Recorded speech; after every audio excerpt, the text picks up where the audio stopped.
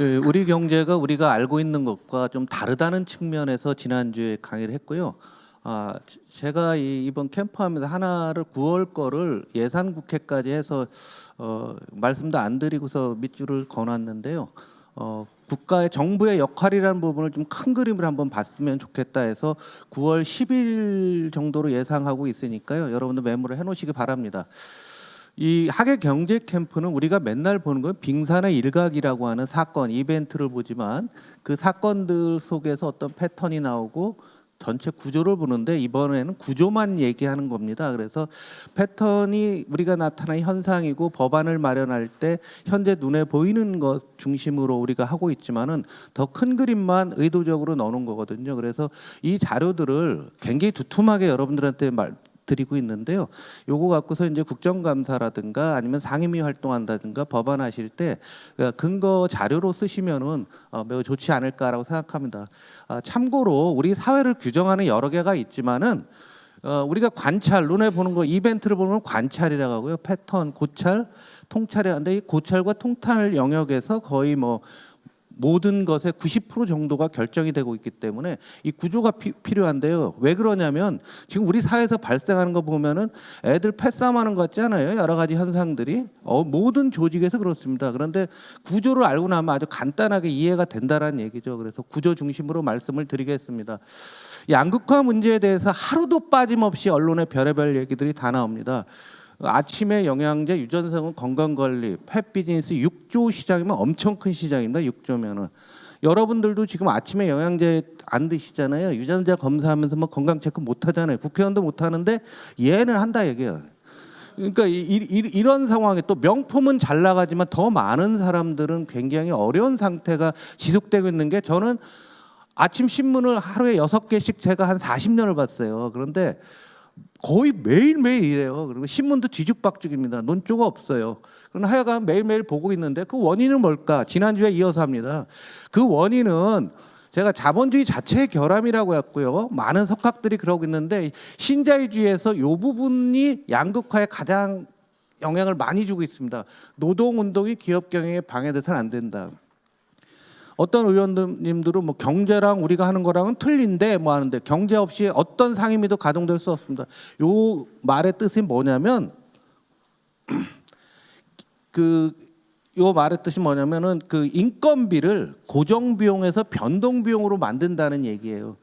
노동을 쉽게 보면 계약직 형태로 필요에 따라서 늘렸다 줄였다 하면은 이게 변동 비용으로 되면 기업 입장에서 아주 굿이죠. 굉장히 굿인 겁니다. 그러니까 기업들의 입장에서 이러면서 본질적으로 뭐 다른 요인도 있지만은 하여간 이데올로기 문제가 가장 크고요.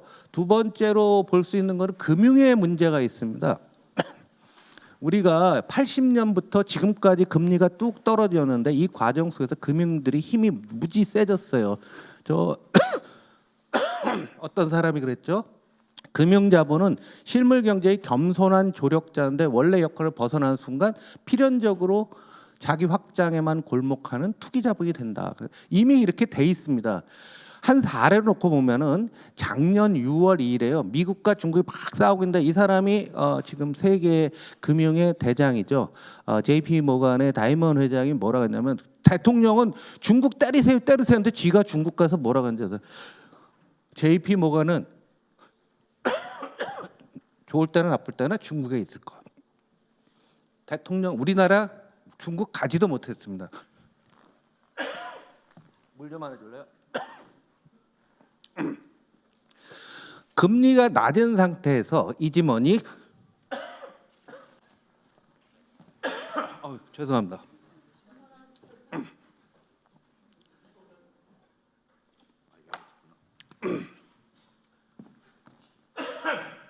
금리가 낮으면 담보가 있는 사람들은 어디서든지 돈을 빌려갖고 막 투자를 할 수가 있죠. 그래서 이지머니 빌리기 쉽다고 해서 이지머니라고 하는데 이런 상태에서 금융들이 지금 너무 커져 있어요. 어느 나라도 통제를 못합니다. 우리나라도 통제 못해요. 밸류업에서요. 배당 많이 늘리면 뭐예요? 80%가 외국인 주주인데 해외로 다 나가고요. 통제 안 됩니다.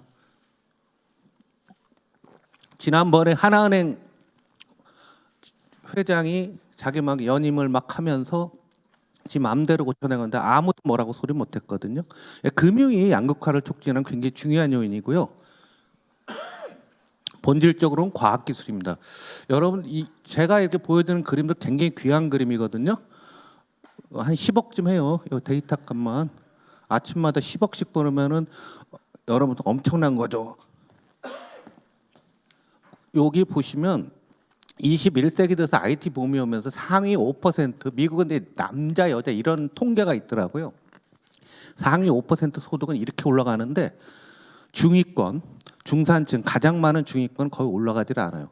하위가 좀 올랐어요. 요거는 최근에 배달인이 뭐 있죠. 아마존의 창고 근무자들 뭐 이런 것들 때문에 조금씩 올라가는 겁니다.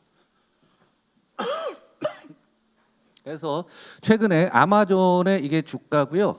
미국 소매업 취업자 증가수인데 아마존이 성장하면 성장할수록 우리로 따지면 자영업자죠. 일자리가 이렇게 줄은 게 확인이 되고 있습니다. 지금 혁신의 아이콘이었던 아마존은 미국에서 엄청나게 두들겨 맞고 있어요. 우리나라 쿠팡 때리는 것도 아닙니다. 겁먹지 말고 때려도 돼요. 이런 상태가 됩니다. 여기는 왜냐하면 코로나 때문에 특이하게 왜곡됐던 거고요. 크게 될 수가 없는 거죠. 그런데 미국은 인구가 계속 늘고 있는 나라잖아요. 이민자도 1년에 뭐 100만 명, 200만 명씩 들어오는 나라기 때문에 그걸 감안하게 되면은 얘네들이 알고리즘을 통해 갖고서 하면서 글로벌 양극화에서 과학기술이 가장 큰 영향을 주고 있는 거죠. 여기 보시면 미국의 택배 고용은 이렇게 했는데 백화점 고용은 다 줄어버렸죠. 온라인화되면서 나타난 현상이고 이것이 지금 우리나라에 여러분이 너무도 잘 아시는 것들을 상징적으로 보여주는 사건이다라고 보시면 될 것 같습니다. 여기에다가 좀 미묘한 게 있는데요. 코로나 국면에서 이커머스가 쭉 늘었다가요. 최근 2년간 또 그냥 정체하고 있었다가 올해 2분기부터 다시 확 늘고 있습니다. 여러분들 여기 소매 판매 있죠? 2023년 639조인데 좀 숫자 좀 외워주세요. 한 640조. 올해는 한 655조 정도는 어디 얘기할 때 계속 얘기했잖아요. 숫자를 가끔씩 쓰시라고. 숫자를 써야만 전문가로 익혀지는 거예요. 상대당 사람들 숫자 하나도 안 써요.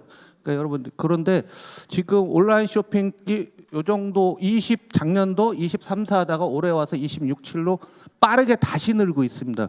그러면서 소상공인은 어려운데 더 힘든 상황들이 됐고 여기도 알테시도 대단한 영향을 줬던 겁니다. 근데 최근에 늘어나는 온라인 쇼핑이 뭐냐? 여기 6월 건데요. 음식료, 음식 서비스, 여행, 의복, 생활용품. 우리 생활과 밀접한 관계에 있는 것들이 지금 굉장히 빠르게 온라인화 되고 있는 거죠. 여러분 눈으로 보는 걸 숫자로 보는 겁니다. 다 뉴스에 난 거를. 또 하나 이런 상태에서 일반 제조업에서 일자리가 줄다 보니까 사람들이 서비스업으로 많이 갑니다. 그래서 우리나라 서비스업의 그 산업 비중을 보면 미국은 81%인데 우리나라가 적어요. 문제는 이 서비스업이 온라인화되고 제조업 일자리가 없고 하다 보니까 이쪽이 증가가 되게 되면은 양극화는 더 심해질 수밖에 없다라는 얘기죠. 이해 가시잖아요? 우리나라 이게 이제 서비스업이 더군다나 지난주에도 말씀드렸죠. 공급 과잉인데요. 2020년 기준입니다. 각 업체별로 이렇게 나와 있는데 그 이후는 국세청이 발표를 안 해요. 언제 기재위 의원님들 국세청에 한번 좀 물어보세요. 재미있게 우리 한번 외웁시다. 노래방 둘째, 노래방 몇 개죠? 34,652개인데 3만 개 깨졌어요. 지금 이 중에 5,000개는 코인 노래방이에요. 코인 노래방 안 가보셨죠? 그 뭔지 모르잖아요. 안다고요? 화려한 밤을 보내고 계신가 보다. 여러 이유가 있는데 우리나라 그 소상공인과 관련된 게 역사가 길고 창업이 쉽고 경쟁이 치열하고 소비자 형태가 변화하고 있고 대체 서비스 뭐 국민소 1, 2만 불 산업들이 다 죽는 겁니다. 우리 당의 입장에서도 굉장히 난감한 상황이죠. 그래서 서비스업으로 진행돼 이게 다 서비스업이잖아요. 서비스업 다 이게 다 되는 게 없어요. 혹시 다음에 당선이 안 되시면 이런 거 하려고 하지 마세요. 신세 조지입니다. 가족까지 이런 거 하시면 안 돼요. 그러나 여러분들이 만나는 요거는 또 선거와 지역 관리와도 관련이 되는데 만나시는 분들은 이거 하시는 분들 중에 하나 아니겠습니까?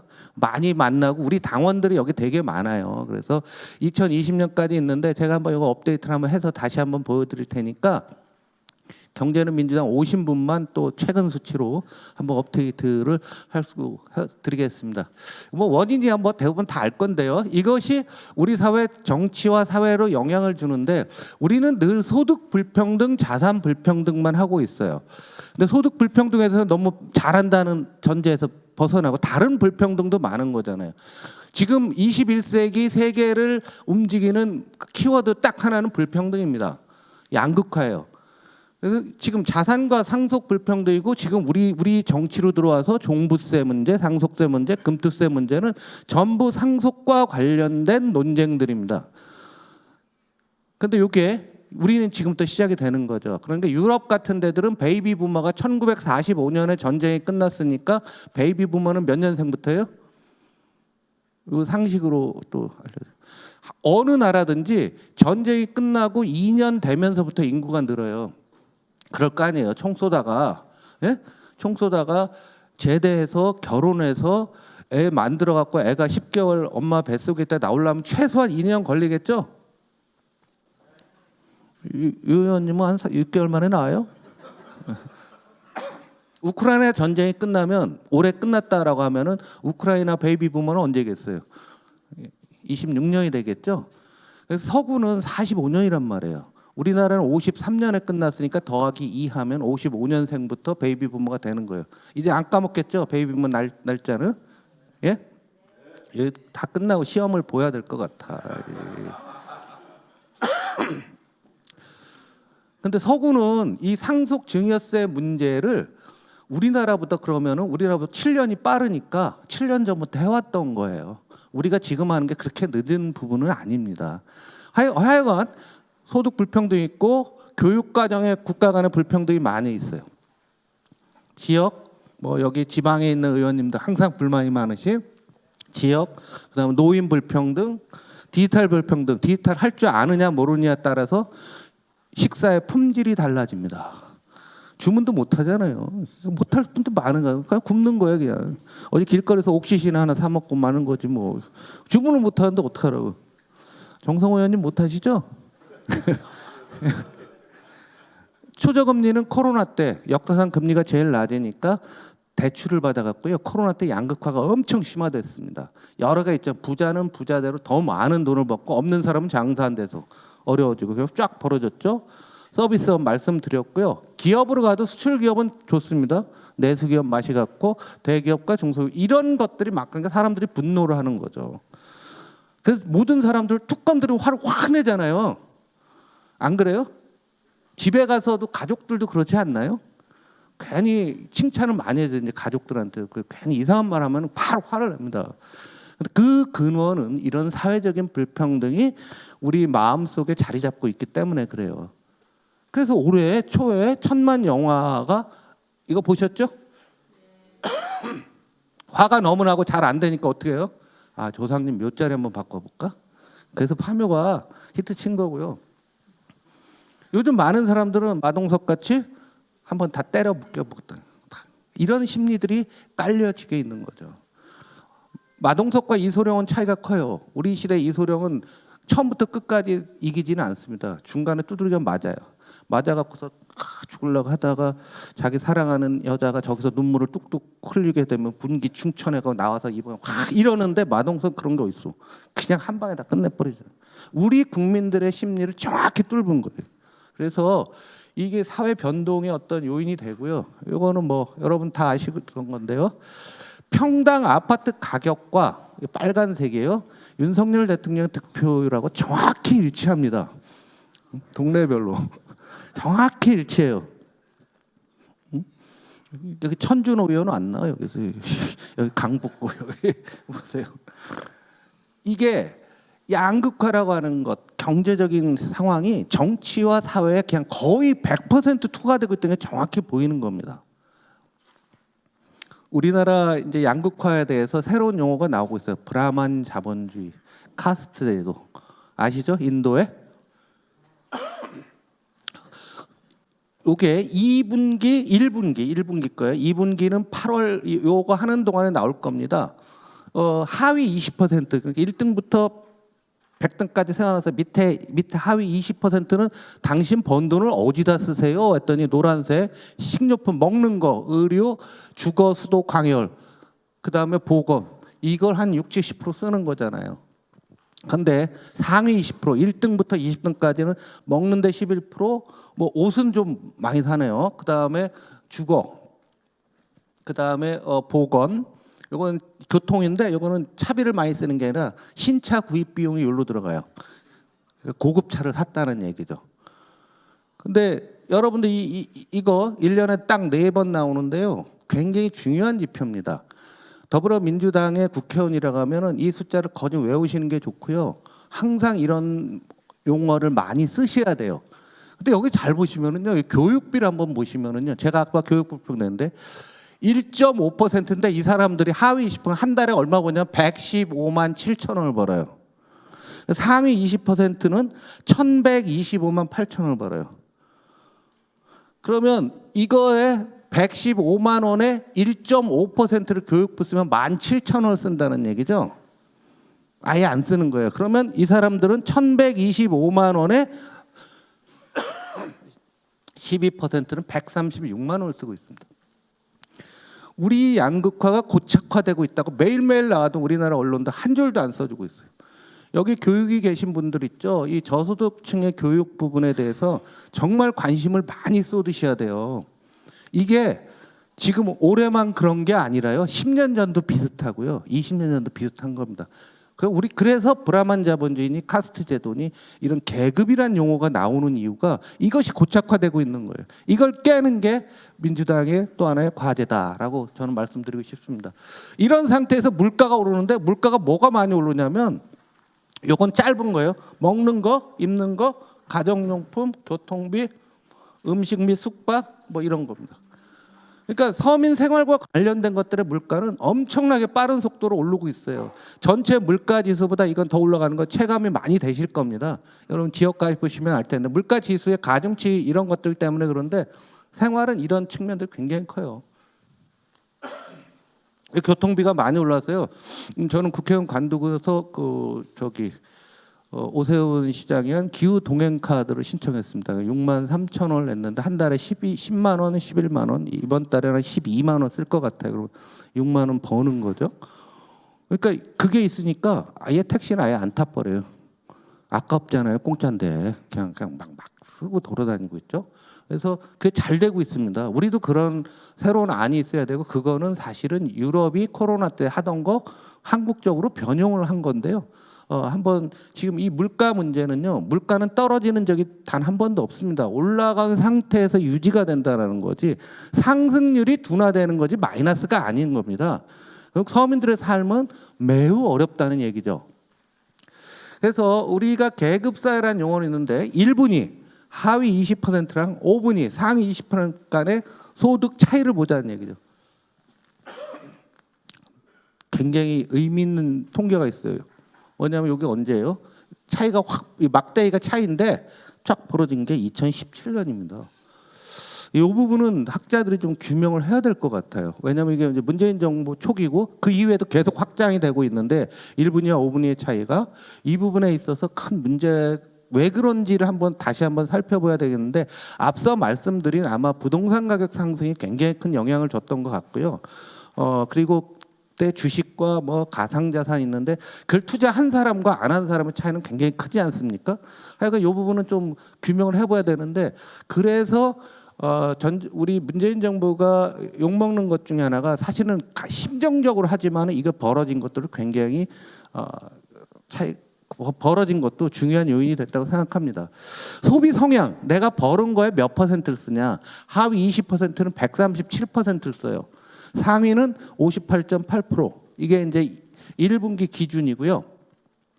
그래서 우리가 긴급 재난지원금 할 때 차등 지급해야 되냐, 사람에 따라 아니면 다 포괄적으로 해야 될 때 요게 쟁점이 됐던 겁니다. 이 사람들은 줘봤자 자기 있는 소득의 58%밖에 안 쓴단 말이죠. 보시면은 2006년부터 통계인데 쭉 그냥 옆으로 가고 있잖아요. 아무리 돈을 써도 안 쓴다고요. 쓰면 어디 가서 써요? 해외. 쓰면 또 어디 있어요? 명품. 뭐 이런 거 뭐 쓰니까 서민 경제 아무 상관없어요. 근데 이분들은 130 빚내서 쓰고 있는데 그 빚의 본질 중에서 코로나 때 보시면은 여기죠. 코로나 때 우리가 긴급 재난지원금을 주면서 정부 이전 소득 보조금으로 이게 굉장히 많이 됐습니다. 그래서 이 통계는 앞으로도 계속 여러분들이 추적 관리를 하면서 민주당이 할 일이 얼마나 많은가 다시 한번 좀 확인해 주시기 바랍니다. 또 하나의 양극화 중에 중요한 게 어르신들 관련되는데 이제 복지비가 보건복지가 굉장히 할 일이 많은 게요. 우리나라 고령자들은 자꾸 늘어나는데 고령자 빈곤율이 세계 최고라는 거죠. OECD 중에서. 그래서 고령자 빈곤율이 매우 높은 상태가 유지되고 있고요. 그 다음에 처분 가능 소득 기준으로 봐도 상대적 빈곤이 65세 이상 높은데 여기서 2020년경에 떨어지는 거는 그 재난지원금 때문에 그렇습니다. 실제는 다시 업데이트하면 위로 올라갔을 텐데 통계가 적절하게 나오지는 않고 있어요. 또 하나 여러분들이 그럴지 모른다고 생각했던 게 통계로 나옵니다. 뭐냐면 세대별로 산업화 세대 40에서 54년생 이제 여기는 여기 계신 분들 별로 없지만은 1차 베이비면 2차 이렇게 쭉 보시면 인구 있고요. 가구당 순 자산을 놓고 보게 되면 별 차이는 없는데요. X세대와 Y세대 자산이 꽤 늘었죠. 한 8년 만에 여기 이 2배, 2.6배. 그런데 이 자산만 늘은 게 아니라 부채를 놓고 보시면 X세대가 거의 3배, 그다음 Y세대 아주 젊은 사람은 부채가 이렇게 많이 늘었습니다. 이 얘기는 젊은 층이 사회생활을 시작하는 순간부터 빚에 시달리고 있다라는 통계가 되는 거고 이 사람들이 과연 어떻게 정치적인 의사표시를 할까. 민주당이 다음 지방선거나 대선을 준비하면서 이 Y세대와 X세대에 대해서 어떻게 해야 될까. 그래서 금융이 중요하다는 말씀을 다시 한번 강조를 드립니다. 지금까지 양극화 전체에 대해서 말씀을 드렸고요. 이 그림 재밌죠? 은행에다가 이자와 원금으로 이렇게 맺혀 있고 가계부채 폭탄이 터질까 말까 하는 뭐 이런 그림인데 언제 터질지는 모릅니다. 정부도 바보는 아니니까 뭔가 이상한 짓들을 많이 하고 있죠. 이 숫자 봅니다. 가계부채 문제 갖고 적어도 우리 당은 전 정부 탓, 뭐 니네 정부 때 늘었다 이딴 소리를 안 했으면 좋겠어요. 가계부채에 늘어나는 거는 우리나라 생긴 이래 계속 늘었어요. 60년간 통계가 있는데 다 계속 늘기만 한 거예요. 안 늘은 적이 여기입니다. 뭐죠? 92년에 뭐 있었죠? 4대 신도시 입주가 있었죠. 200만 호 하고 그다음에 여기 쏙 들어간 게 IMF 때입니다. 그걸 제외하게 되면 여기 이제 글로벌 금융이고요. 별 차이는 없어요. 별 차이 없습니다. 그러니까 무의미한 겁니다. 그러니까 정부를 탓하면서 야씨 뭐 이명박 때 많이 늘었네, 박근혜 때 많이 해봤자 이 먼 그림으로 보면은 큰 문제가 저기 되죠. 근데 우리가 왜 위험하냐면 미국이 2008년 글로벌 금융위기 때 100% 넘었다 이렇게 줄었거든요. 지금 용화돼 있는 사람들의 머릿속은 한국의 가계부채도 이렇게 줄었으면 좋겠다라는 기본적인 신념은 있어요. 그러나 줄일 방법이 없어요. 그런데 이 바보들이 얼마나 무식한 바보들이냐. 미국이 이렇게 줄은 게요. 가계부채를 줄인 게 아니에요. 이거 공식이 어때요? 분모는 경상 GDP고 분자는 부채잖아요. 그러면 분모가 확 커지게 되면 이게 비율이 떨어지죠? 학예 캠프 하면서 좀 문제가 있어요. 다음에는 저 속셈학원 선생님을 좀 모시고 해야 될 것 같아요. 분모가 커지면 숫자가 줄잖아요. 좋은 유치원 나오셨네. 요새 초등학교 2학년 때 배우는데 미국이 성장을 많이 해서 저게 줄은 거지 부채를 줄인 게 아니에요. 그래. 어느 속셈학원 나오셨어요? 근데 얘는 이걸 줄이겠다는 생각을 가진 애들이 정책실장하고 그랬어요. 제가 뉴스 다 스크랩 해놓은 거 있습니다. 그러니까 무식이 파도를 쳐도 뭐 정말 환장해. 산수잖아 이건. 초등학교 2학년 3학년 하는 산수를 갖고서 이러고 있어요. 그래서 한국이 높다는 거 우리가 분명히 인정하고 딴 나라들이 옆으로 가고 지금 중국이 빠른 속도로 늘고 있는 정도입니다. 근데 저 늘은 부채가 어디 갔냐? 다 주택으로 간 거 뭐 다 아시는 걸 거고. 그래서 지금 금리가 어, 그 세계 바클레이드 은행에서 나오는 건데 전 세계 금리를 평균 낸 거예요. 그거랑 한국이랑 비슷하게 오다가 지금 요 국면이죠. 2015년부터 이제 코로나 국면까지 우리나라 금리나 세계 금리나 굉장히 낮은 측면 쪽에 있었어요. 그래서 여기서 이제 부동산 광란이고 가계부채 많이 넣었는데 그 다음에 세계 금리 이렇게 더 우리보다 더 많이 올랐어요. 사실은 우리나라는 조금 올랐어요. 근데 요거는 문제가 있어요. 뭐냐면 이건 정부가 발행한 국고채 금리가 그렇다는 거고 실제 금리 우리 서민들이 활용하는 걸 한국은 어디가 있냐면 저 천장에 가 있습니다. 15% 20%까지 가 있는 거죠. 어찌 됐건 간에 지표 금리들은 이런 상태가 돼요. 그래서 갭이 발생하는데 이게 굉장히 나쁜 신호입니다. 뭐냐면 한국이 딴 나라와 비슷하게 움직이다가 한국이 뚝 떨어진 거는 디플레이션에 대한 우려가 잠재하고 있다라고 보는 거죠. 그래서 그 가계부채가 늘고 금리는 잘 안 떨어지는 상황에서 뭐가 늘었나 봤더니 개인 사업자, 자영업자, 중소기업, 가계대출 요 세 가지가 2019년 코로나 전에 요거였는데 2023년 작년 말 중에 이렇게 쭉 보시면은 오히려 가계대출의 증가율이 이제 둔화되고 있습니다. 정부가 나름대로 뭐 많이 했는데 문제가 되는 게 중소기업과 자영업자 대출이라는 게 눈에 여러분들은 확 올 겁니다. 그래서 요것은 이 가계 대출이라든가 부채에 대한 통계는요 조사 기관마다 다 틀립니다. 예를 들어서 이런 거예요. 동네에서 호프집을 하는 사람이 법인 형태로 만든 다음에 자기 집에서 집을 담보로 대출 받아서 호프집을 해서 운영비로 쓸 수 있는 거 아니에요? 그래서 이 통계가 엉망진창이에요. 여기나 일관성은 없어요. 그러니까 한국은행이 가장 대표적인 건 한국은행이 내는 것 같고 이렇게 추세를 보는 게 가장 합리적이다라고 보시면 될 것 같습니다. 이 뚜렷하게 어떤 사람은 이거 아니에요. 회사에서 대출 받아서 자기 집 사는 사람도 있고 뭐 엉망입니다. 근데 어찌 됐건 쭉 있는데요. 자영업자 저 맨 위에 있는 자영업자 대출 놓고 보면은 빚 있는 자영업자가 2019년 37년대 60으로 늘었고요. 이때 대출 금리 3.4였는데 5.2였고요.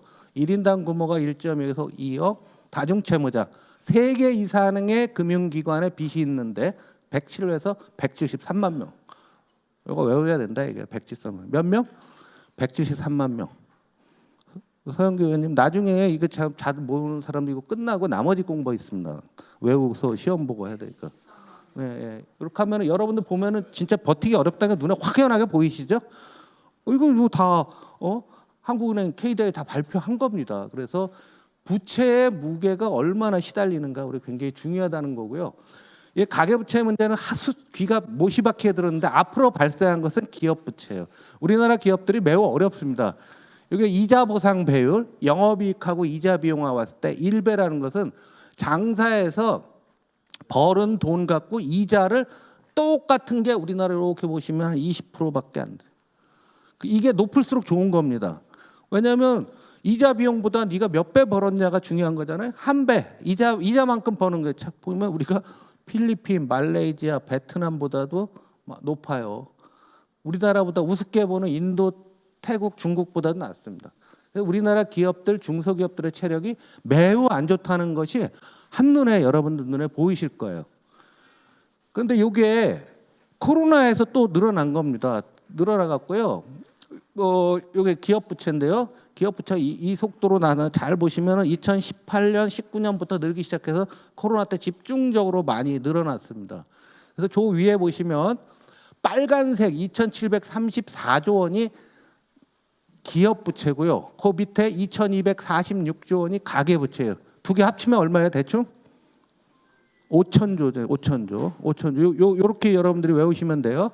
그래서 2,800 올해 또 늘었을 테니까 2,800과 2,200조 요거 두 개 합치면 약 5,000조 정도가 된다. 이 5,000조가 이자가 대출 이자가 한 3%대에서 5%대로 늘었잖아요. 2% 늘으면 5,000조에 2%면 얼마죠? 5, 2, 10. 100조가 늘어나는 거예요. 100조가 2년째 내고 있어요. 2년째. 금리가 언제부터 올랐냐면 2022년 우리 대선 끝나고 나서 여기 윤석열이 출범한 다음부터 올랐어요. 공교롭게도. 뭐 그거 공격해도 좋은데 그거랑은 좀 무관한 건데 세계적으로 그랬어요. 올라서 여기다 기름을 분 게 누구죠? 강원도에서 의암 때문에 그 유명한 레고랜드 사태가 나면서부터 한국이 금리 쫙 올라와서 거기서 옆으로 가는 겁니다. 1년에 100조씩 2년 냈으니까 200조가 기업과 가게에서 어디로 넘어갔습니까? 은행을 갖고 은행은 그 이자가 누구한테 간 거예요? 돈 있는 사람들한테 많이 가고 돈 벌었다고 배당해서 외국으로 가고 하면서 양극화가 심해지고 있는 거죠. 그래서 횡재세 얘기가 나온 겁니다. 그렇지 않나요? 뭐 은행이 뭘 잘했는데 가만히 있는데 뭐 그렇다 하자는 얘기 아니에요. 근데 하자는 얘기가 아니라 그 논의가 나온 배경이 그렇다는 얘기죠. 그래서 우리나라 기업 부채는요. 저 위에 보시면 GDP 대비 기업 부채를 보시면 한국은 빨간색인데요. 여기 보세요. 코로나 이후 계속 늘었는데 딴 나라는 지금 줄고 있거든요. 코로나 이후부터 보면은 2021년 말 대비 한국의 증가율이 가장 높아요. 전 세계에서. 지금 기업들이 매우 어렵다는 거예요. 어려운데 어려운 것 중에서도 특히 어려운 게 바로 우리가 잘 아는 중소기업입니다. 중소기업 어려운 거 다 저긴데 중소기업 정책은 여기 산자위 계신 분들은 일본의 중소기업 정책을 좀 스터디해 보시면 좋을 것 같아요. 일본도 우리랑 똑같이 40년을 중소기업 살리려고 개고생했거든요. 근데 GDP 대비 중소기업 대출이 줄지가 않습니다. 일본은 계속 우리가 똑같습니다. 중소기업들이 매우 어려운데 중소기업은 어려우니까 담보가 없으니까 어디 가서 돈을 빌립니까? 은행에서 잘 안 빌려주는 거죠. 그러면 이금융권으로 넘어오는 겁니다. 그래서 빨간색이 이금융권인데 비은행 쪽에 대출 비중이 많은데 요 빌려준 은행들조차도 지금 매우 어려운 상태란 얘기죠. 그래서 어떤 일이 발생할지 예측하기는 어렵지만 우리는 계속 골마가고 있는 거예요. 증세가 심화되고 있고 언제 무너집니까? 그건 모릅니다. 해외에서 무슨 특별한 충격이 있다든가 그렇지 않은 다음에는 우리가 이거 하기는 매우 어렵다는 얘기죠. 그래서 대출금리 이렇게 나온 겁니다. 파란색은 2022년 2분기 그러니까 금리가 본격적으로 올라가기 전에 중소기업 대출 금리가 대충 3% 미만 3에서 4% 여기가 한 20 잡고 여기가 하면 6, 70%는 3, 4%를 했단 말이에요. 그런데 2023년 작년 상반기 말 6월 말 기준으로 놓고 보면 요 보세요. 파란색이 여기로 옮겼죠.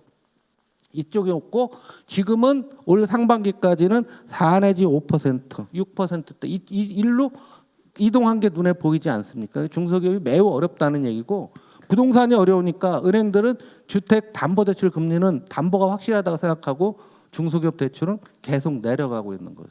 지금 숨도 못 쉬고 어려워지는 게 현재의 상황이다라는 말씀입니다. 근데 이게 한국만 그런 게 딴 나라 똑같다는 얘기입니다. 미국 얘기인데요. 미국은 주식을요. 상위 1%가 주식의 절반을 갖고 있어요. 상위 1%가. 우리 금투스 하시는 분들 잘 보시면 이렇게 나옵니다. 그 다음에 1에서 10% 하위 50%는 없습니다. 재밌어요. 최근에 미국의 임금이 많이 올랐다 가는데 이것도 꽝인 게요. 임금이 4% 올랐다 가는데 주거비가 미국이 많이 올랐어요. 2% 올라간 거 빼고 식료품 물가 올라간 거 빼고 운송비 빼고 기타 빼면 실질 임금은 1%도 안 오르는 상태에서 그래서 미국 경제 좋다고 하지만 있는 사람들은 굉장히 많은 상태고 실제로 체감은 현찮다는 얘기예요. 이거 보시면 지난주도 말씀드렸죠. 사상 최고의 소비자 신용대출 금리인데요. 21.47이 나옵니다. 요게 뭡니까? 크레딧 카드 대출 금리가 21%라고요. 우리나라도 20% 넘으면은 예금자보법 저기잖아요. 최고 금리에 걸리지 않습니까? 미국 이런 21%가 언제 이후는 73년도 이후 가장 높은 상태예요. 그러니까 미국도 매우 불안하고 양극화는 잠재되어 있는데 없는 사람들이 에이씨 아까 마동석을 구하듯이 에이씨 트럼프로 와가 확 뒤집으면 좋겠다. 뭐 이런 생각들을 하는 사람들이 러스트벨트 있는 사람들의 심리적 저변에 그런 게 있을 수 있다라는 얘기죠. 여러분 이 금리가 얼마나 높은 거냐면 역사적으로 금리가 제일 높았던 시점이 이때입니다. 80년. 그때보다도 지금 더 높고 계속 올라가고 있거든요. 올라가다 보면 연체가 발생합니다. 연체율이 발생하다 보면 큰 문제가 생긴다는 얘기죠. 뭐 어떻게 할 거냐라고 하는데요. 이거 뭐죠? 부동산 PF가 134조라고 했어요. 태영건설 사건이 올 초에 났잖아요. 태양건설 해봤자 4조밖에 안 됐던 거죠. 나머지 하나도 안 되고 있는 겁니다. 그런데 요즘 통계 보니까 200조를 넘긴 거로 나옵니다. 뭔가 하고서 찾아봤더니 새마을금고가 또 포함이 안 됐어요. 새마을금고 포함 안 됐고 그 다음에 미리 이걸 만들어서 유동화해서 ABS라고 하는데 채권의 형태에서 막 유통시킨 게 있습니다. 그걸 감안했더니 200조가 넘는 거예요. 그러면 PF가 안 된다는 얘기는 뭐예요? 여기다 우리 재개발할 거야. PF를 만들었어. 만든 지 3년이 됐는데 이자만 계속 나가고 있는 겁니다. 건물을 질러가니까 원자재가 올라갔고요. 지금 어떻게 될지는 모르는 거예요. 그래서 정부가 빠른 속도로 6개월 내로 PF 다 처리한다고 했다가 나오자마자 2, 3일 만에 없던 일로 하고 바로 이번 지난주에 발생한 일입니다. 관심 없으시죠? 최고위원 선거밖에 관심 없어요? 관심 없으시면 이게 굉장히 얘들이요 이랬다 저랬다 하면 정신 못 차리고 있어요 지금. 한전하고 가스공사가 코로나 국면에서 적자가 커진 거 아실 겁니다. 이게 채권의 형태로 금융시장에 던져지는 거예요. 그러면 한전과 가스공사가 적자가 많으면 얘네가 채권을 많으니까 시중에 돈 공급이 더 많아진 거고요. 그 다음에 소상공인 만기 연장이 요건데요. 141조였어요. 코로나 때 소상공인은 너무 어렵다고 만기 연장하고 상환 유예한 게 141조인데 줄고 있습니다. 쭉 줄다가 올해 들면서부터 잘 안 줄어요. 올해 들면서부터 잘 안 줄고 있습니다. 그럼 여러분 한번 생각을 해보세요. 이게 2020년, 21년부터 60조를 만기를 연장하거나 상환 유예하고 있는데 이 60조 빌려간 사람이 영업이 될까요? 여기서 줄은 거는 뭐냐? 좀 먹고 살만한 애들은 그냥 갚았을 겁니다. 이게 아주 이거 완전 썩어 문드러졌을 거예요. 그래서 보니까 이용우 전 의원이 어제 뭐 주장하더라고요. 이 사람들 선제적으로 하기 위한 뭐 무슨 조치가 필요한 게 아니냐. 금액이 얼마냐? 뭔가 펀드를 만들어 이게 이거 언젠가 논의가 될 텐데 근데 선제적으로 하기는 매우 어렵습니다. 이 부분은. 우리 IMF 때도 비슷한 게 있었는데 그때는 기업만 했죠. 미리 펀드를 만들어서 채권을 인수한 다음에 금리를 아주 낮게 가야 돼. 이 60조 원이 이제 만기 연장하고 있으니까 그런데 이게 여기에 60조에 안 드는 또 대출 금리는 금리가 뭐 15% 20%씩 하고 있단 말이에요. 그러면 그런 걸 갖고서 해놓아야지만 구조조정을 하려도 뭐 빚장치를 또 하려고 하면 금리가 낮아야 정신을 차려야 할 거 아니에요. 매달 금리가 올라가는데 어떻게 하냐 얘기죠. 근데 선제적으로는 매우 어렵고 이게 아마 우리 민주당에서도 굉장히 큰 과제가 될 거고요. 다음 대선이나 지방선거 때 이것들 대단한 영향을 줄 겁니다. 정무에 계신 분들 각별히 좀 신경을 써주시기 바라요. 그러면서 이자 부담 2년간 1년에 100조씩 200조 늘었다 얘기죠. 우리 경제는 어마어마한 내상을 입고 있는 상황이라는 것을 눈에 보이는 거죠. 또 하나 보면 유통 빅테크들이 지금 이제 가장 최신 통계예요. 지난 주말에 나온 건데요. 온라인 직구 늘어나는 거 여러분들 다 아시고 계실 텐데요. 전부 온라인 오는 거 여러분 아시다시피 다 이런 겁니다. 의류, 패션, 음식료, 생활 이게 다 소상공인 하는 거들을 다 해외에서 직구를 하고 있고요. 쿠팡 관련해서 쿠팡이 뭐 1,400억이라는 무서운 금액을 두드려 맞았는데 이놈이 이 순서 바꿔서 이런 겁니다. 근데 이 얘들 유통 빅테크 중에 유통 빅테크만큼은 저는 때려도 된다는 생각이에요. 때려도 큰 문제 없어요. 옛날에 타다 문제로 우리가 큰 문제가 있다 했는데 저는 아무 문제 없다고 보는데요. 타다란 거는 무슨 타다 때문에 뭐 우리나라가 이동하는데 무슨 문제가 있었나? 그 언론에서 광고비 때문에 그러는 거고요. 지들도 사석에서 얘기하면은 이 유통만큼은 내수산업입니다. 내수산업과 수출산업 분명히 구분해서 우리가 정책을 피워야 되는 거죠. 그래서 이쪽에 대해서는 유통 빅테크에 대해서 이제 시작인데 공정위 쪽에 관련돼서 상당히 뭐 사람마다 생각은 틀릴지 모르는데 여론 주도층은 쿠팡의 광고비가 워낙 많기 때문에 언론사들이 이쪽에 붙는 거죠. 쿠팡, 배달의 민족 이런 애들한테 붙습니다. 그래서 딴 나라들 보면은 미 법무 엔비디아의 지금 전 세계 그냥 탑이 엔비디아 아닙니까? 반독점 조사를 착수했다. 이걸 한국에서 만약에 삼성전자가 갤럭시 폰으로 반독점에 뭐 착수했다 그러면 아마 우리나라 공정이 있는 사람들은 완전 매국노의 역적의 뭐 이완용보다 더 나쁜 놈으로 찍힐 겁니다. 딴 나라 때리고 있다고요. 왜? 이 독점이 자본주의 시스템 전체를 공격하고 있다라고 생각하고 있기 때문에 딴 나라를 다 한다고요. 우리나라 삼성전자를 반독점으로 여기 계신 분들도 그 정도 물고 늘어날 자신이 있으십니까? 쉽지 않습니다. 소유 지배 거부제 갖고서는 우리가 계속했지만 독점 얘기를 안 했는데 이제는 독점 얘기가 나오는 거예요. 이유도 하고 있는 거예요. 이유가 그래서 글로벌 공인일고가 알파벳, 구글, 바이트댄스, 아마존, 애플, 메타, MS 뭐 이런 데들에 대해서 규제를 다 하고 있는 거죠. 얘들 보세요. 배달의 민족, 쿠팡, 요기요. 배달의 민족하고 요기요가 얼마나 웃긴 애들이냐면은요. 4년 전에는요. 배달의 민족하고 요기요가 같은 회사였잖아요. 오너가 같았잖아요. 두 개 합치면 마켓 시어가 94까지 갔었습니다. 두 개 합병해 달라고 찾아왔어요. 그래서 너 돌았니? 돌았네 이 새끼야. 95% 점유율 갖고 어떻게 팔아 하나를 파는 게 나을 거다.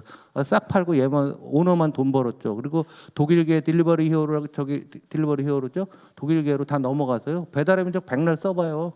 독일 기업만 좋고 그 인건비 떼먹게 갖고서 다 끝나가가 아닙니까? 쿠팡은 미국 기업이잖아요. 우리 정확히 봅시다. 이거는 애국심을 발휘해도 상관없어요. 쿠팡이 안 되면 다른 애가 할 수 있거든요. 그 중요한 거 아닙니다.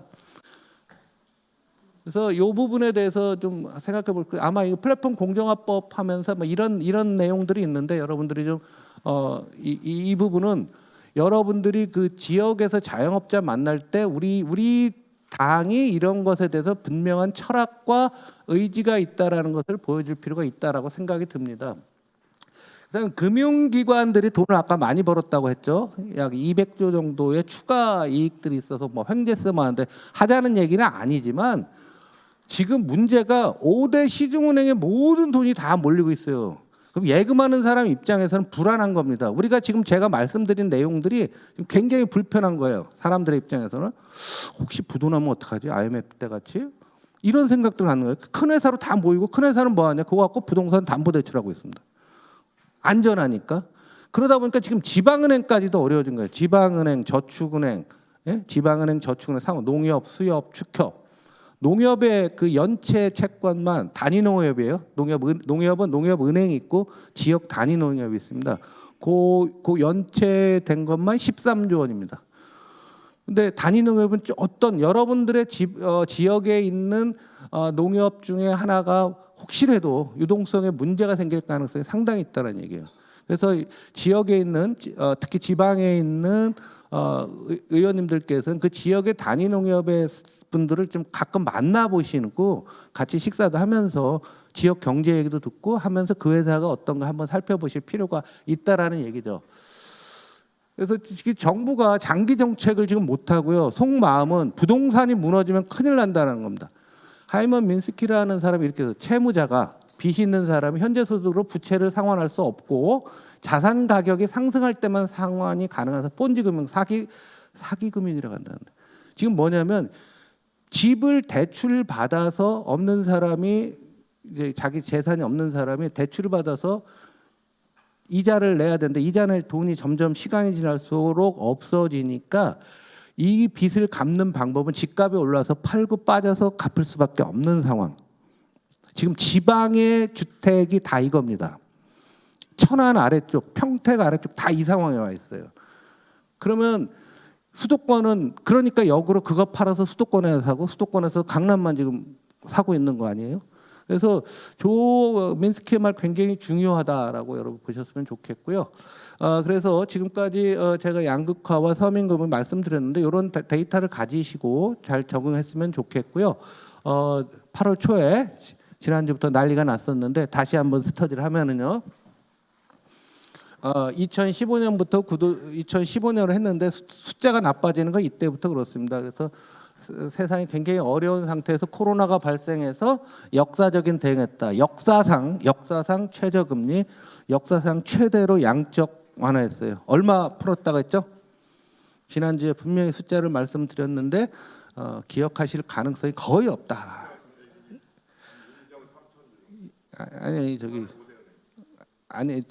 미국, EU, 중국, 일본 여기다 영국까지 포함하면 35조 달러. 저거 35조 달러. 우리나라 돈 얼마요? 5경 가까이 되는 겁니다. 예. 네.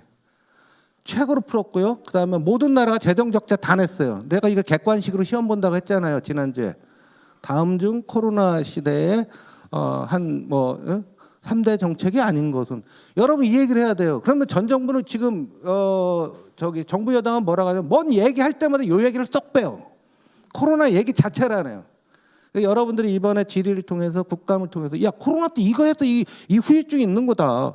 그래서 이걸 이제 풀어놨죠. 그래서 낮았는데 이제 뭐 해서 물가가 올랐고요. 뭐 엔캐리 트레이드 일본 금리가 워낙 낮아요. 딴 나라 금리는 다 올라가는데 일본만 안 올라가니까 당연히 일본에서 돈 빌리죠. 금리 싼 데서.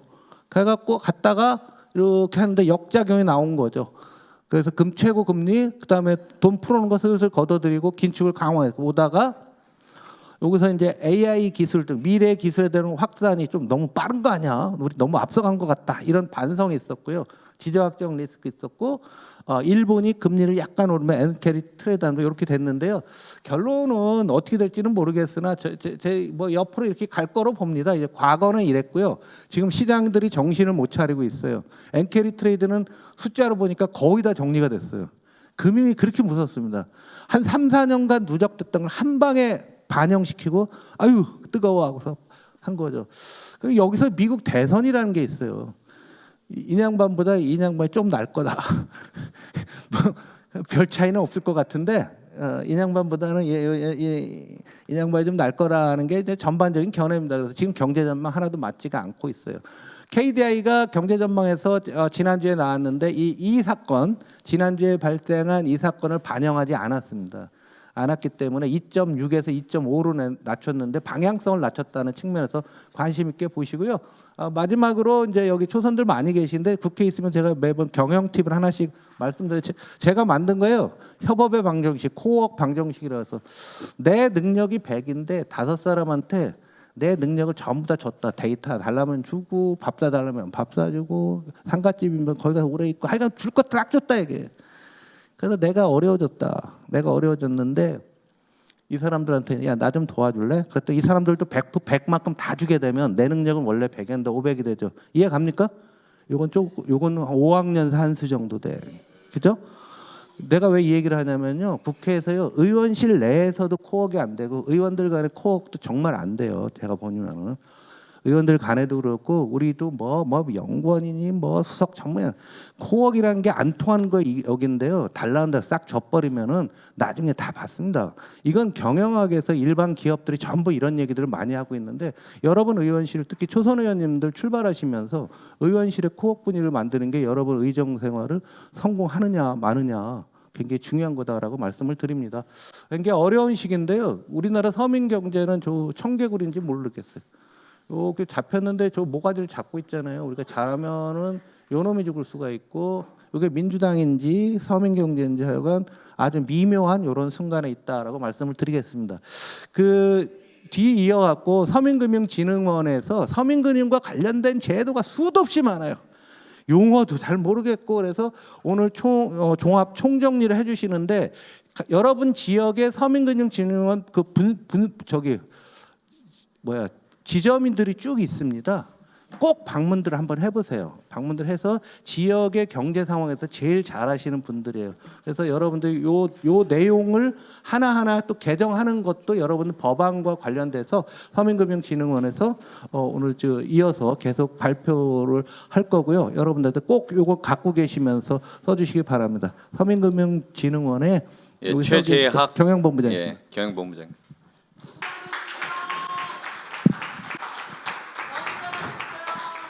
예, 정말 대단한 준비를 하신 것 같습니다. 저도 많이 배웠습니다. 시간이 짧기 때문에 제가 준비한 것들을 좀 짧게 좀 설명드리도록 하겠습니다. 저는 서민금융진흥원 최재학 본부장입니다. 일단 이제 이건 해야 될 것 같아요.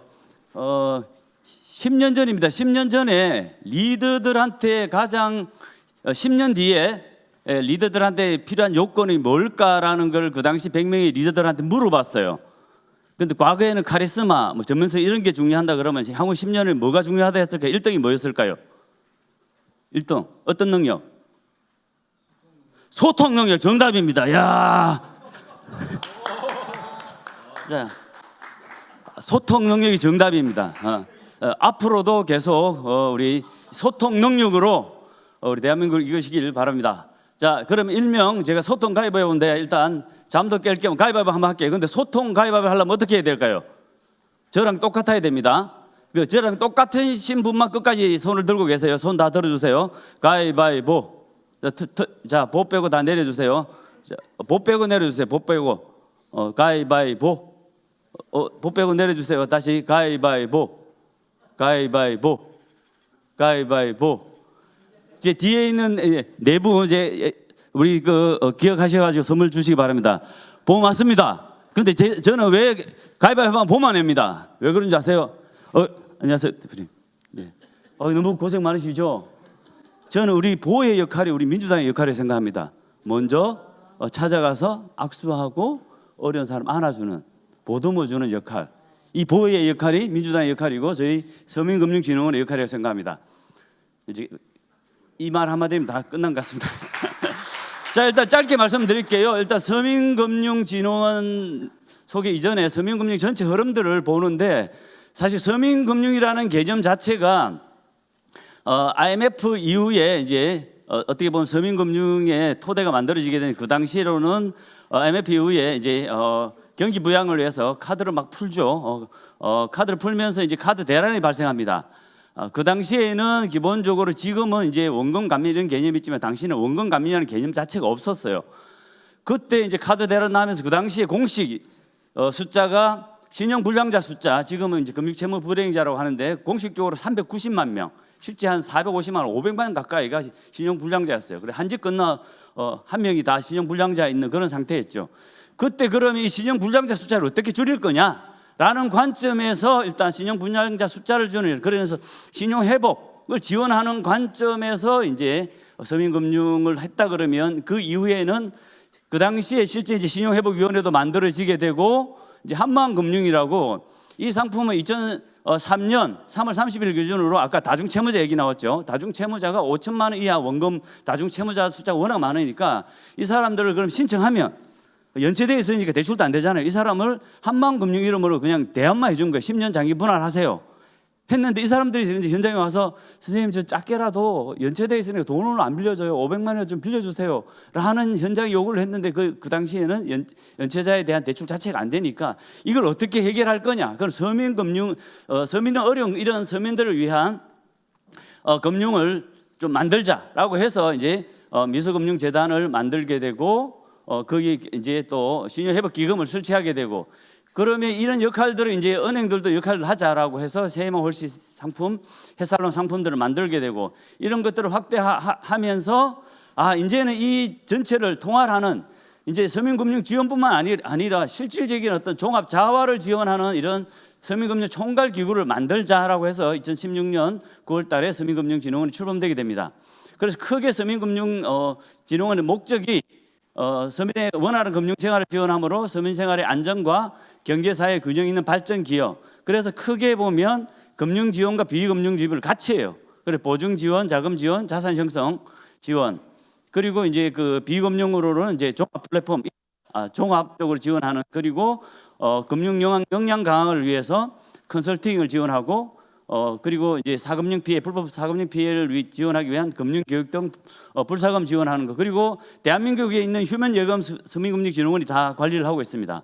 그래서 그 관리하면서 언제든지 끝까지 찾아줄 수 있는, 그래서 금융 지원이 아닌 서민 지하계층의 경제적 재기를 실질적으로 지원하는 그런 역할들을 하자라고 만든 거고, 상품을 짧게 이제 설명드릴게요. 일단 기본적으로 보증 서비스인데 햇살론이라는 이름이 이제 서민금융진흥원에서 하는 겁니다. 기본적으로 이제 근로자 햇살론. 서민금융진흥법에 서민에 대한 정의가 없습니다. 정의가 없고 실제 이제 상품으로 이제 잠정적으로 잡아놨는데 실제 신용 점수로 하위 20% 이하이면서 이제 소득 4,500 이하, 안 그러면 신용 점수 상관없이 3,500 이하가 서민이다. 이 사람들에 대해서는 은행에서 대출을 안 해주니까 서민금융진흥원에서 보증을 서서 대출을 해줘라라고 해서 만든 게 햇살론이고, 이것도 사실 이용하기 어려운 분들을 위해서 햇살론 15 상품을 만들어서 보증을 해주고, 예.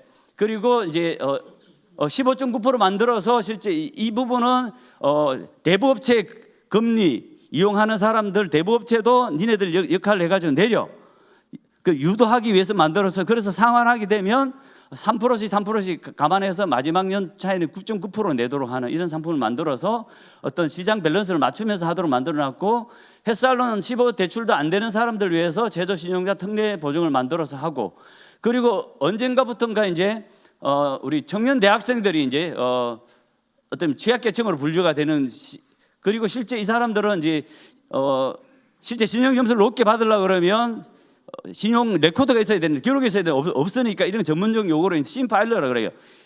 통상적인 어떤 그 금융거래 기록이 없어가지고 신용 점수가 좀 낮게 평가받는 이 젊은 사람들을 위한 회사를 유서 상품을 만들어서 실제 지원하는 그리고 햇살론 뱅크. 자 그러면 이런 서민금융 상품을 이용하고 있는데 조금이라도 좋아졌다 그러면 서민금융진흥원 역할은 은행 거래가 안 되는 사람들을 정상적인 은행 거래가 되도록 넘기는 역할이기 때문에 이 중간에서 개선된 사람들은 햇살론 뱅크 어떤 징검다리 상품을 이용해서 역할을 하도록 하자. 그리고 신용카드 발급도 안 해주는데 서민금융진흥원 니네들 보증 서서 이 사람들 신용카드 발급하게 해줘. 그리고 디폴트 나면 서민금융진흥원에서 보증해줘.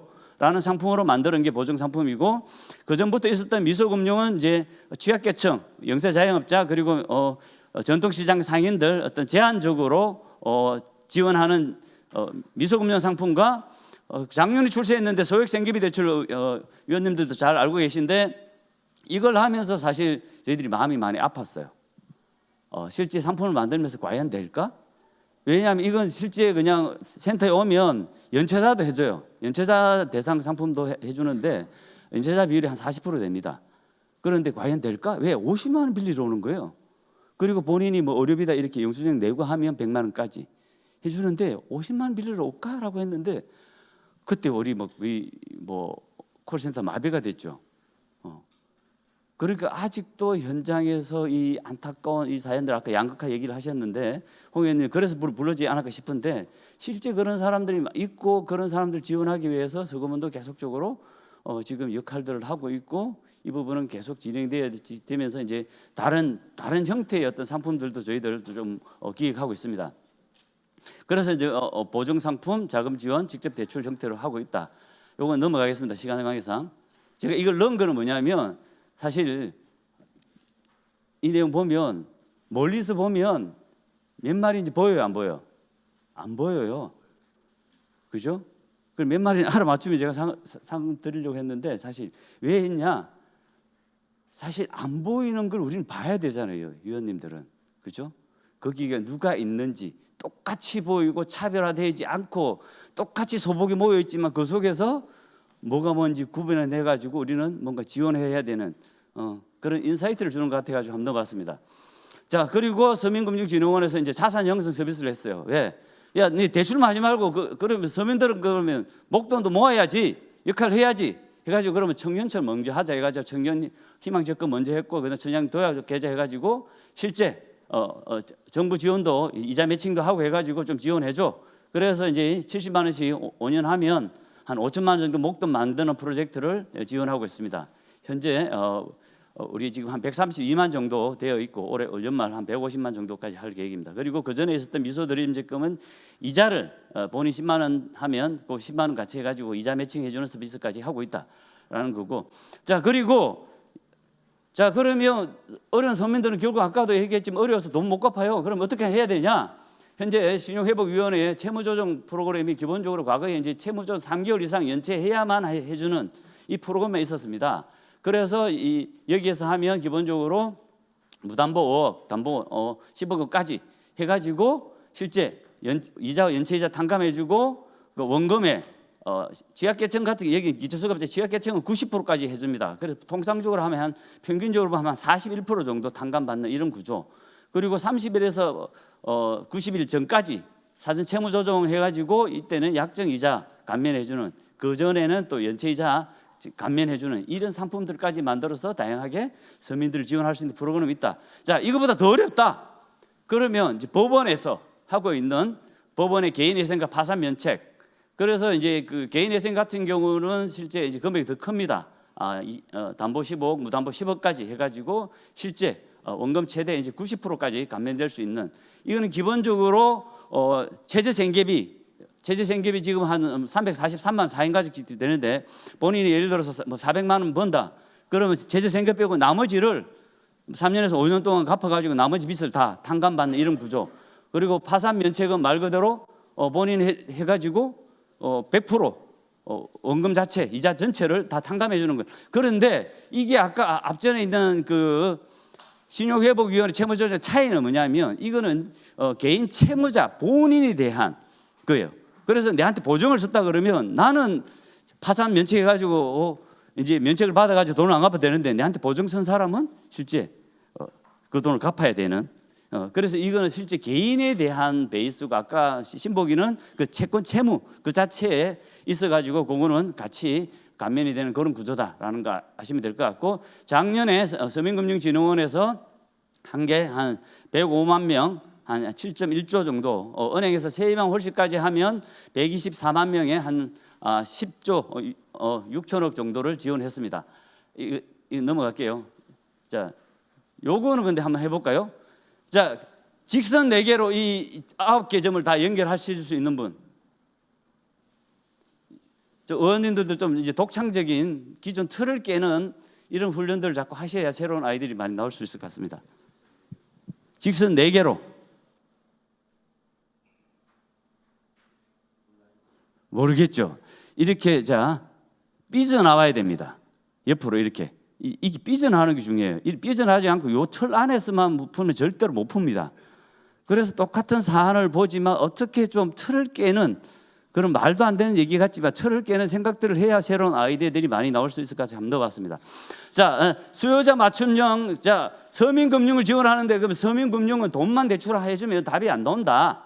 실제 이 사람들한테 고용이라든지 복지라든지 채무조정 종합적인 연계를 할 수 있도록 하자라고 해서 이제 서민금융 플랫폼 이따를 6월 말자로 출시를 했고 그래서 맞춤형 복합 상담을 하도록 합니다. 그래서 대출을 받으러 오면 실제 대출 받으러 왔잖아요. 그리고 예를 들면 대출 받으러 와서 회사로 씹어 해주세요 하면 실제 맞춤 대출 돌려가지고 그거보다 은행에 더 싼 제품이 대출이 있으면 저희들 그거로 알쓰네요.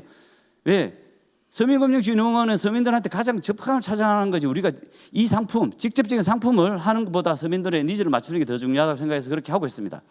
그와 더불어서 자영업자, 영세 자영업자들한테 일부 하는 부분들에 대해서는 실제 경영 컨설팅을 해줘가지고 실제 사업 잘 운영되도록 하는 거. 그리고 개인들 같은 경우는 신용이 좀 나아지도록 부채 컨설팅 관리할 수 있도록 1:1 이렇게 솔루션을 제공하는 컨설팅을 지원해주고 취업을 지원해주고 그리고 아까 휴면 예금 관리하면서 원글리자 찾아주고 근본적으로 실제 금융 교육을 통해서 기본적으로 본인이 관리할 수 있도록 그래서 금융 교육을 받게 되면 이 서민금융 상품에 대해서는 이자 우대해주는 0.1% 이렇게 금리 인하해주는 상품 그리고 서민금융 사칭과 불법 사금융에 대해서 대응하면서 이런 일들이 발생하지 않도록 지원하는 부분. 그래서 서민금융진흥원에서 작년에 이런 역할들을 했습니다. 자, 의원님들 이 표현은 자 어렵죠. 요즘 MZ 세대 이제 대화 좀 카톡 내용 이해해야 됩니다. 나 어제 여사친이 시강 하나 여소해줬어. 신보당에서 다음에 또 만나려고 연락했는데 나보러 고답이래. 유리 멘탈 광탈하는 문제적 난 인간이니까 녹화 끝나면 나 연타 와. 전혀 모르죠. 근데 이 친구들은 이런 내용으로 다 소통을 하고 있습니다. 자, 그럼 MZ 세대 한번 볼까요? 아이고, 답을 먼저 보여줬네. 자, 이 중에 5개만 맞춰도 정말 그 MZ 세대와 제대로 소통하는 의원님이다 자신할 수 있습니다. 5개 이상 맞추시는 쉽지 않죠. 자, 일단 완네스 완전 내 스타일, 그지? 당모치 치킨 옳다. 켈박 이런 것들 캘린더에 저장한다. 내 저장할게 말이고 군삭, 중꺽마, 깔미, 깔수록 미운 사람, 반모, 반말 모드, 꾸안꾸, 꾸민 듯 안 꾸민 듯, 꾸꾸꾸, 꾸며도 꾸질꾸질. 꾸안꾸는 좋은 얘기고, 그죠? 꾸꾸꾸는.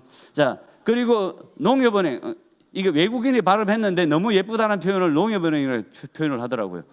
그래서 이런 표현들은 좀 MZ 세대하고 할 때 농협은행이라는 얘기만 하고 꾸안꾸만 하더라도 좀 야, 우리 의원님 대단하신데 이렇게 얘기를 들으실 것 같습니다. 자, 서민금융 지원 서비스 채널들은 실제 1397입니다. 1397 끝번호로 했어요. 모서리 번호. 어려운 서민들 구석구석 찾아가서 도와준다. 1397 그리고 이동 상담 서비스 홈페이지 이용하고 서금은 앱을 통해서 이런 역할들을 다양하게 하고 있다.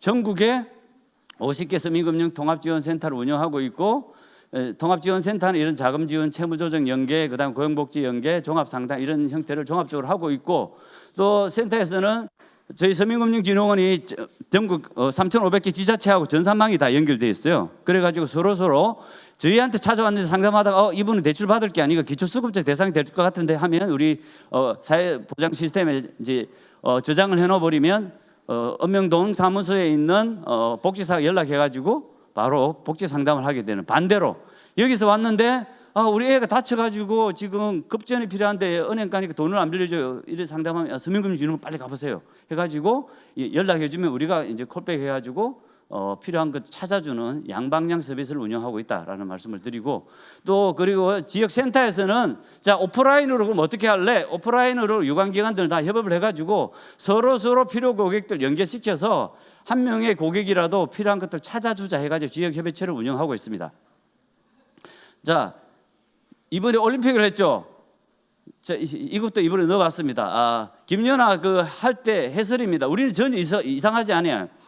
기술 가산점 받게 됐다. 경쟁에 유리하면 완전히 지배했다. 금메달. 우리는 전혀 이상하지 않는데 그 다음 해설 보니까 우리가 이상하나라는 생각이 들었어요. 뭐냐? 똑같은 내용인데 해외에서는 이렇게 해설자가 해설을 하고 있어요. 마치 꽃잎에 사뿐히 내려앉는 나비의 날개짓이 느껴지네요. 실크가 하늘거리며 잔무늬를 경기장에 흩뿌리네요. 제가 잘못 봤나요? 천사인가요? 그녀가 하늘에서 내려와 이 경기장에 있습니다. 감사할 따름입니다. 울어도 되나요? 눈물이 납니다. 저는 오늘 밤은 영원히 잊지 못할 겁니다. 유나의 아름다운 몸짓을 바라본 저는 정말 행운아입니다. 신이셔 감사합니다. 똑같은 번호인데 우리는 목적지향적으로 우승해야 되는데 이 아나운서가 실제 설명한 아나운서가 본인이 즐기고 있어요. 실제 감상을 하고 있고 실제 의원님들의 이런 어떤 감성들을 가져야 좀 더 뭔가 진짜 어려운 서민들한테 찾아줄지 않을까. 그래서 현장에 이런 느낌들을 계속 가지면서 실제 팩트도 중요한 거지만 그죠? 그렇게 했으면 좋겠습니다. 자 상담 사례 짧게 하고 마치겠습니다.